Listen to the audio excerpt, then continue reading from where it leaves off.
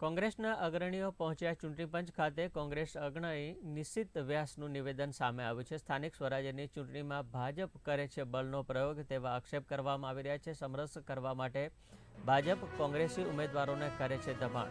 ધાક ધમકી આપી મહિલા ઉમેદવારનું કર્યું અપહરણ। 2 દિવસ મહિલાને ગોંધી રાખ્યાના આરોપ પણ લગાવવામાં આવ્યા છે। કોંગ્રેસી ઉમેદવારોને ધમકાવી પરત ખેંચાવાઈ રહ્યા છે ફોર્મ। સ્થાનિક કક્ષાએ કલેક્ટર અને એસપીને સૂચના અપાઈ।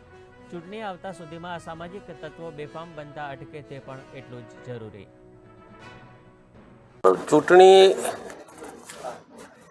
કમિશન જે અમારું છે કોંગ્રેસ પક્ષનું જેનું સંકલન કરે છે એમાં એના અધ્યક્ષ છે અમારા બાલુકાકા ભાઈ બળદેવભાઈ અને અમે આજે રજૂઆત કરવા આવ્યા હતા। જેમ તમને કદાચ ખ્યાલ હોય મહાભારતમાં કૃષ્ણ અર્જુનને યાદ કરાવતા હતા કે તમારી શું શક્તિઓ છે અને એ જ રીતે ઇલેક્શન કમિશનર સાહેબને અમે એમની શક્તિઓને યાદ કરાવવા માટે આવ્યા હતા।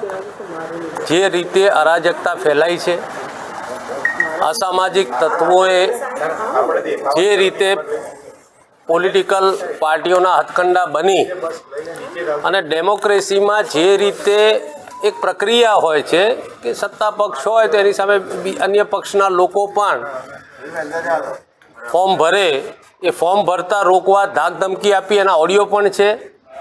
એનાથી વિશેષ જો એણે ફોર્મ ભરી દીધું હોય તો ચાહે મહિલા હોય તો એ મહિલાને પણ 2 દિવસ અગવા કરી દે, એના ઘરના જઈને એસપીને રજૂઆત કરે સ્થાનિક કક્ષાએ લેખિતમાં તો પણ એને જવાબ આપવામાં ના આવે।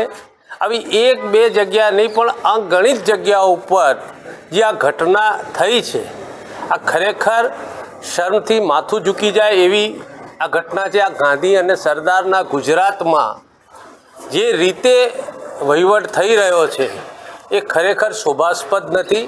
શું આજ આપણે ગુજરાત મોડલ આપણા સમગ્ર ભારતમાં ઇમ્પ્લિમેન્ટ કરવા માગીએ છીએ અને એટલા જ માટે કમિશનર સાહેબ પોઝિટિવ હતા અને અમે એમને આગ્રહભરી વિનંતી કરી છે